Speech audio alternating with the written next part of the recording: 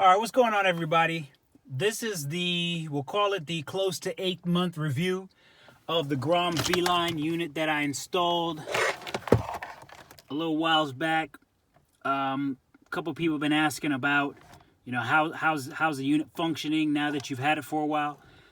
I can say it's been pretty good. It's been pretty good. As you notice here, I've got my HDMI cable hooked in. I've been waiting for that functionality to be released.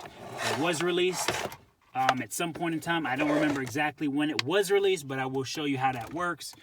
And then I've also got my USB hooked up here that I use also periodically, this guy right there. But we'll go right into it here. There are times when I push, when I turn it on and I push the button to activate it or what have you, and I get a blank screen, or I get lines across, the map, because the map functionality, kind of feeds through the box and then comes back into the unit. So there are times periodically where you'll say there's a boot up failure. All I do is I just shut the car off and start it back, and it comes up. So, if I'm at a stoplight and I'm waiting, I'll literally just shut the car off, turn it back on, and it'll boot back up. How often does this happen? I would say not a whole lot. So what I'm going to show you now is where I have added in the Bluetooth, not the Bluetooth, the HDMI. There it is, the AVI in. So what I'm going to do, I'm going to hook up this other phone over here so you can see the mirroring capability, which I think is pretty sweet. So once you got your phone hooked up there, you should be able to push the button there and connect, and boom, you've got the mirror capability.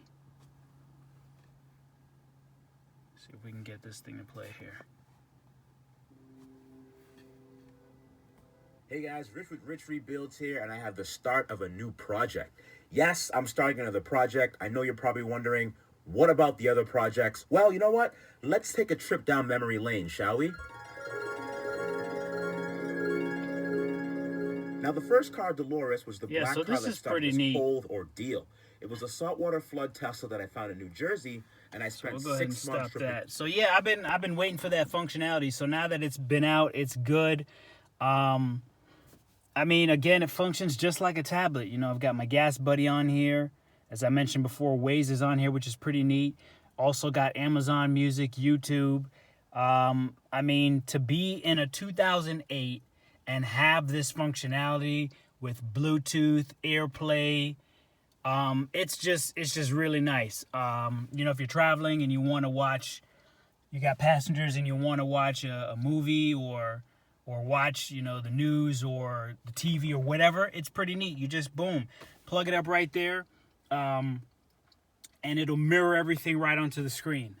So yeah, it's been a really good unit. I am actually very pleased with how everything has turned out.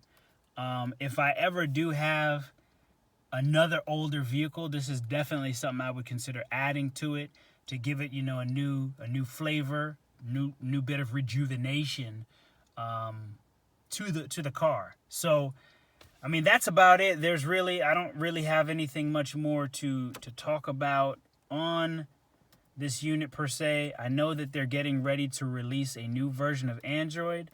They said that it was out being tested right now. Last time I checked, there was nothing available for update. So I guess we'll just have to stay tuned for when new updates come in. Oh, looks like we got a new firmware update. Let's see if I can break this thing today. I remember one time I did do a firmware update and it basically just shot the unit out. So I had to get in touch with Grom, and they gave me the files to reload back on there. And so after I reloaded them back on there, everything was working good. Ever since I've done any updates after that, they've worked just fine, no issues.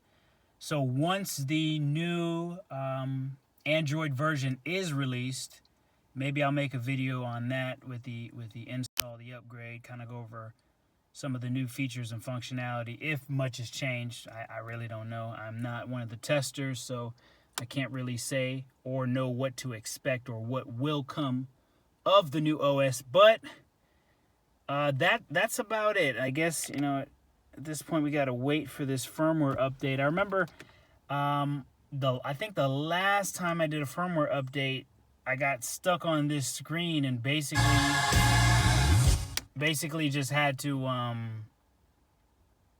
shut the car off and turn it back on, and then the unit booted up again. So there's really no instructions on how to or what to expect when you do the firmware update. Seems like we're kind of in the same situation right now.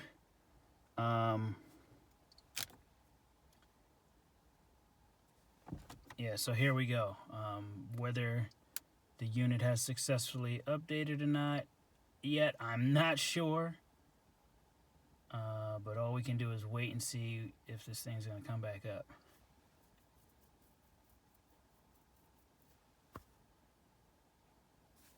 I'll go ahead and shut it off. See what happens.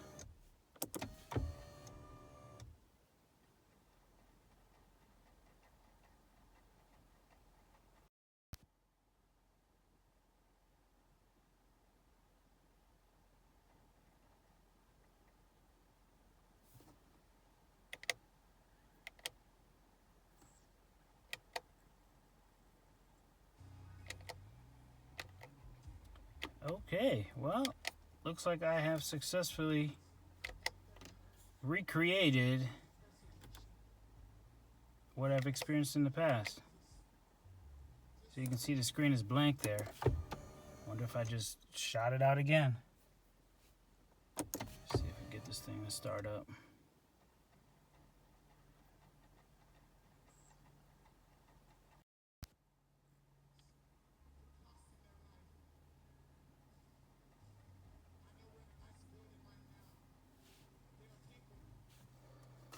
Okay, so great. Looks like the unit is not responding after the firmware update. Fantastic. Let me just go ahead and pull. I'm gonna pull the main power harness real quick here, see if that changes anything. Goodness.